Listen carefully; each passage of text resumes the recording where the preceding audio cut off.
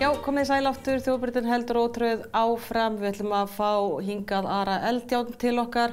Það er útrás uppistandsins, en fyrst þetta. Ræða Eiðs Atla Axelssonar, 14 ára, vakti mikla athygli fyrr í mánuðinum þegar hann steig í pontu á málþingi Öryrkjabandalags Íslands. Eiður lýsti því hvernig það er að vera fatlaður í almennum grunnskóla, í skóla án aðgreiningar.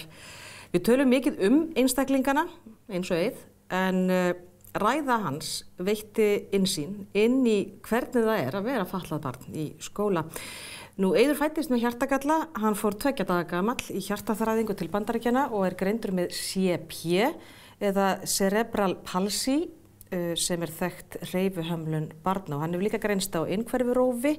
En Eiður, sem verður reyndar 14 ára í sumar, hann er komin hingað ásamt móður sinni Agnesi Veroniku Hauksdóttur. Bara velkomin og takk hérlega fyrir að koma. Takk, samanlega. Sko, þú segir og þú birtir á Facebook síðunni þinni ræðuna. Já. Segir alveg í lokin, krakkar látum í okkur heyra og okkur á líða vel í skólanum. En ég ætla að spyrja þig fyrst. Hvers vegna fannst þér að þú þurfa að halda ræðu hvernig er að vera fatlaður í skólanum? Það þarf bara að vekja athygli á þessu.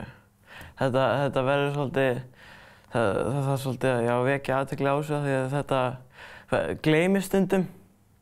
Við gleymum stundum í skóla. Þess vegna fannst mér, það var bara hringt í mig frá Öryrkjabandalaginu og ég sagði bara já endilega, ég vil endilega vekja athygli á þessu. Af því að það þarf. Hvernig er að vera fatlaður í skóla? Þú nefnir þarna að sko, skólinn og krakkarnir hafi bara ekkert skilið. Hvað var að þér? Nei, það er nú ekki hægt að ætlast til þess að 6 ára krökkum sko.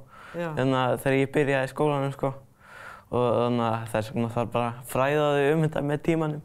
Þetta gekk svolítið erfiðlega, allavega fyrst. Já. Þú segir frá því og lendir þarna í einelti. Hvernig var það? Hvernig var þetta einelti? Þetta var ekki skemmtilegt og þannig að þetta lýsti sér svolítið að þau nýttu sér hreyfihömlunina mjög mikið í eineltinu og svona. Það var þannig að ef að, já, þau nýttu sér það frekar en eitthvað annað. Já, þú segir frá því, sko, þú lappar svolítið brösulega Já, já. En hérna, að þeir hafi verið svona hrindaði niður stigann og svoleiðis. Hvernig brást skólinn við? Það er bara, skólinn hefur reynst mér mjög vel í þessu öllu. Það er náttúrulega eins og venjulega í öllu, þá það er alltaf eitthvað sem þarf að laga. Og þetta var þarna sem að þurfti aðeins að bara grípa fyrir inn í. Akkurat. En ég er samt rosalega þakkláttur fyrir skólakerfið, hvað hefur reynst mér mjög vel í öllu öðru.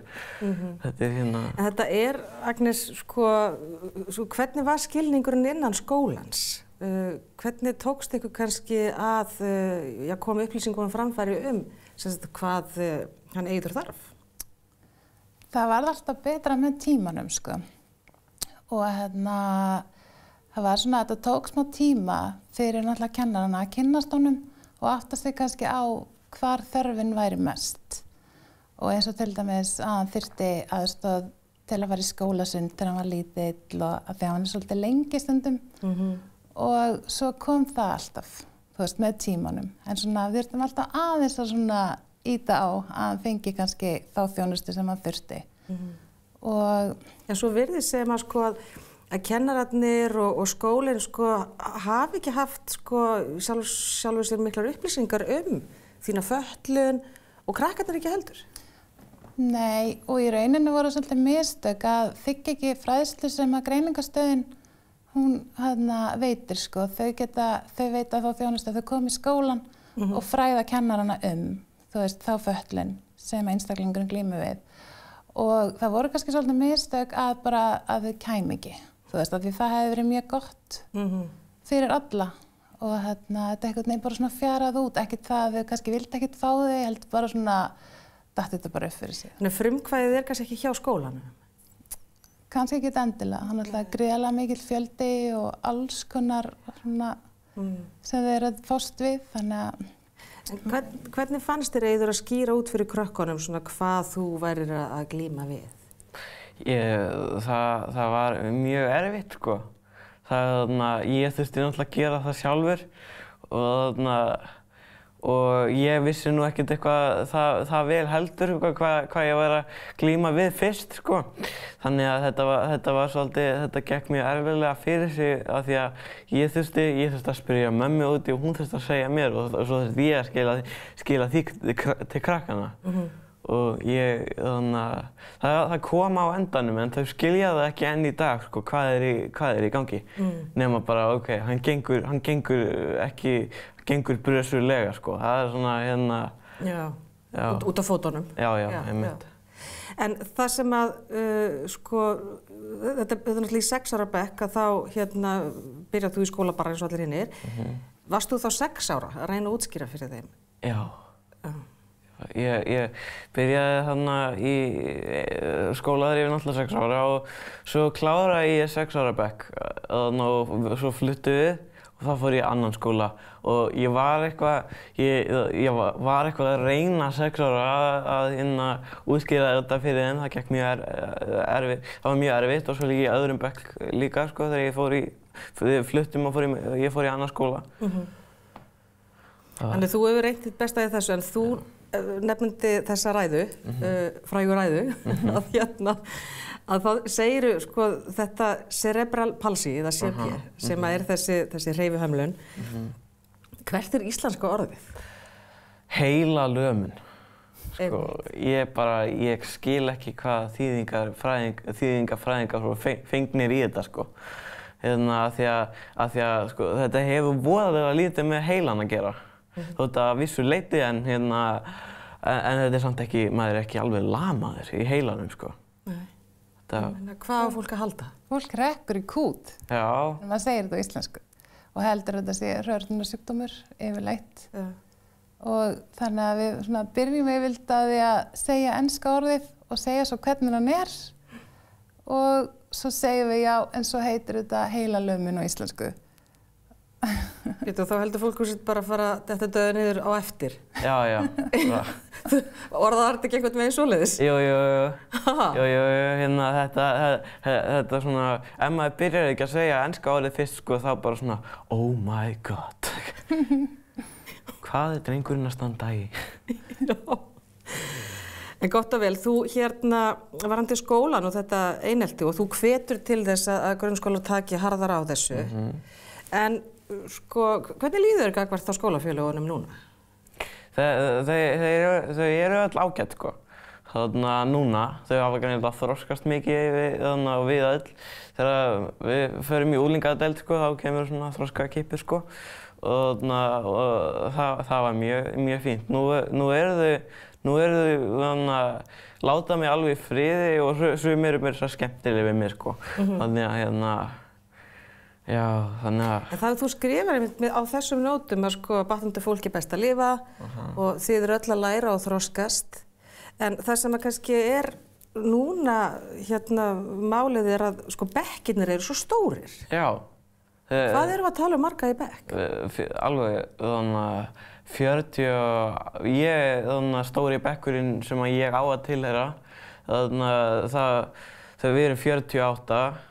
Og svo 48, krakkar? 48. Og svo veit ég alveg tilfelli þar sem er 55 til 61. Í einum bekk? Já, í einni svona. Ég get ekki verið í svoleiðis bekk, ég get alveg lofa þér því.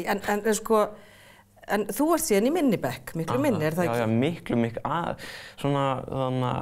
miklu minni heldur en þetta tókur svona stórt stökk, sko. Það taka svolítið hænuskref samt. Og hvað eru þá margir í þeim bekk? 8. Það eru 8 í honum? Ég skil. Og hvernig finnst þér það? Nei, mér fannst það fínt fyrst, sko. En svo einangraðist ég svolítið félagslega og ég get lært, sko. Ég hef alveg sýnt og sannað það, sko. Ég fæ ekki alveg nógu mikið að læra í þessum litla bekk. En samt, sko, starffólkið þetta er mjög fínt fólk, sko. Já. Sem maður myndar svolítið þegar við erum svolítið náin. Þegar við erum svona fá, sko. Þannig að við starfsfólki allavega. Þannig það er gott, sko, námslega séð og það er náttúrulega erfitt að fá næði þegar það er næstu 50 krakkar í bekknum. Já. Og maður þarf nú kannski ekkert að vera einhverfu rófi eins og þú til þess að verða fyrir truflun. Nei. En hvað myndirðu vilja gera til að bæta þetta? Því að nú náttúrulega, sko, langar þér náttúrulega bara að hitta líka. Já, mér langar að hitta. Hinum krökkunum kannski líka. Kannski langar þeim að hitta mig, ég veit það ekki. Nei. Vona það. Það væri mjög sniðugt að þú náttúrulega virkja þessa eineltisáætlun sem lagalega séð að vera til staðar og fylgja. En henni var ekki fylgt og mér finnst það ætti svona, þau ætti bara svona, af því að það er aldrei of seint að taka sér takja aðeins í þessu sko. Og bara fræða krakkana, það þarf bara fyrir eitt skipti fyrir öll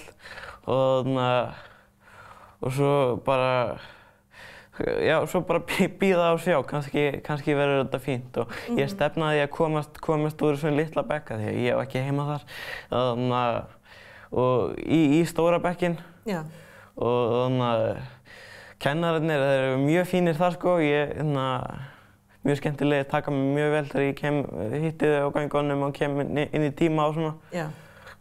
Það er mjög fínt. Þannig að þú stefnir að því? Hann fær sem sagt að vera í íslensku og ensku með hinnum. Í stóra bekknum? Já, í stóra bekknum. Þannig að þetta er svolítið skipt? Já. En svo er það náttúrulega utan skóla og þú ert náttúrulega þannig típa að þú þarft að vera innan fólk. Já. Allavega hef ég heyrt af, sagði mamma þín mér. Já. Hvað með svona tómstundir? Hvað ertu að gera utan skóla? Ég æfi sund, alveg 4 sinnum í viku, 2 tíma í senn. Og ég æfi með mjög skemmtilegu fólki og þjálfararnir eru alveg mjög skemmtilegir. Og líka þetta er krefjandi sem náttúrulega er mikilvægt. Já, ég hef heyrt það sko, þetta er IFR, Íþróttafélag fallara og sko það er engin miskunn. Nei, engin miskunn. Ég hef heyrt af þjálfuninni þar. Og þetta er eins og maður segir bara slettir hardcore sko. Já. Það líka, þú sér það eins og við erum bara að fá Ólympíu fara á það allt, heimsmeistara og þannig að þetta skilar sér. Já. Svona lokum, þetta er náttúrulega stóra áhugamálið, en hvað sérðu fyrir þér svona í framtíðinni hvað langar þið að gera? Ég stefni á þing og í utanríkisráðherrann. Einhvern ráðherra og ég læt allavega í mér heyra sko. Þetta er ekki síðasta skipti sem að fólk fær að heyra frá mér. Það eru stjórnmálin. Já. Og þú ertu flokksbundinn? Já, ég er flokksbundinn sjálfstæðismaður og mjög virkur. Af hverju ertu í sjálfstæðisflokknum? Fólk hefur mjög oft spurt að því sko. Ég bara las mér til stefnu allra flokka og mér leist best á sjálfstæðisflokkinn. Þótt ég komi úr vinstri fjölskyldu sko. Svo upplýsir það nú? Já. Já, svona stórfjölskyldan. Stórfjölskyldan, já. Ekkert endilega mamma, hún Nei. En það var frábært að fá okkur hingað og takk fyrir að vekja athygli á þessu. Takk sömuleiðis. Og nú ekki oft sem við fáum ungt fólk af þinni kynslóð, við bara hvetjum fleiri til þess að koma til okkar. En Eiður Atli Axelsson, takk fyrir komuna og móðir hans Agnes Veronika Hauksdóttir. Takk.